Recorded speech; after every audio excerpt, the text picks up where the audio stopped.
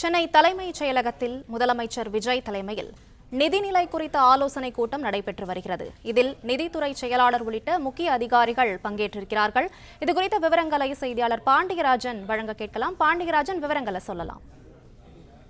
தமிழ்நாடு முதலமைச்சராக விஜய் அவர்கள் பொறுப்பேற்றுக் கொண்ட பிறகு அந்த மேடையிலேயே அவர் சில கருத்துக்களை பதிவு செய்திருந்தார். அந்த வகையில் தமிழகத்தினுடைய நிதிநிலை என்னவாக இருக்கிறது, எந்தெந்த துறைகளினுடைய செயல்பாடு எவ்வாறு இருக்கிறது, அவர்களுடைய தற்போதைய நிலை என்ன என்பது குறித்து வெள்ளை அறிக்கை ஒன்றை மக்களிடம் வெளிப்படையாக தெரிவிப்பேன் என தமிழக முதலமைச்சர் விஜய் அவர்கள் தெரிவித்திருந்தார். இந்நிலையில் அவர் தலைமைச் செயலகம் வந்ததிலிருந்து தேவன் துறை சார்ந்த அதிகாரிகளுடனான ஒரு சந்திப்பை மேற்கொண்டார். முதலில் சட்டம் ஒழுங்கு தொடர்பான ஒரு கூட்டம் என்பது நடந்தது.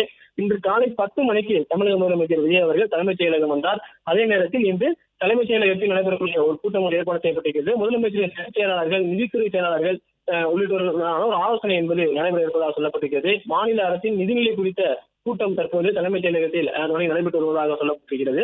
தமிழ்நாடு முதலமைச்சர் அரசு நிதிநிலை குறித்து வெள்ளை அறிக்கை வெளியிடப்படும் என தெரிவித்துள்ள நிலையில் இந்த ஆலோசனை கூட்டம் முக்கியத்துவம் வாய்ந்ததாக பார்க்கப்படுகிறது. ஏற்கனவே நிதித்துறை செயலாளராக இருந்த உதயச்சந்திரன் அவர்கள் வேறு ஒரு துறைக்கு மாற்றப்பட்டிருந்தார். அதற்கு பதிலாக சித்திக் IAS நியமிக்கப்பட்டார். தற்போது சித்திக் IAS மற்றும் முதலமைச்சருடைய தனிச் செயலாளர்களான அந்த ஆலோசனை கூட்டம் என்பது தொடர்பாக சொல்லப்பட்டிருக்கிறது.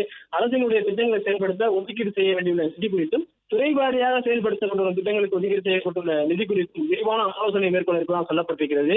குறிப்பாக கடந்த ஆட்சியின் போது தமிழகத்தில் இருக்கக்கூடிய ஒவ்வொரு துறை, அரசு துறைகளுக்கான நிதிநிலை என்னவாக இருக்கிறது, ஒட்டுமொத்தமான நிதிநிலை என்ன, வருவாய் என்ன என்பது குறித்தெல்லாம் அவர் தெரிந்து கொள்வதற்கான ஒரு விரிவான ஆலோசனை கூட்டம் என்பது தற்போது தலைமைச் செயலகத்தில் நடைபெற்று வருவதாக சொல்லப்பட்டது.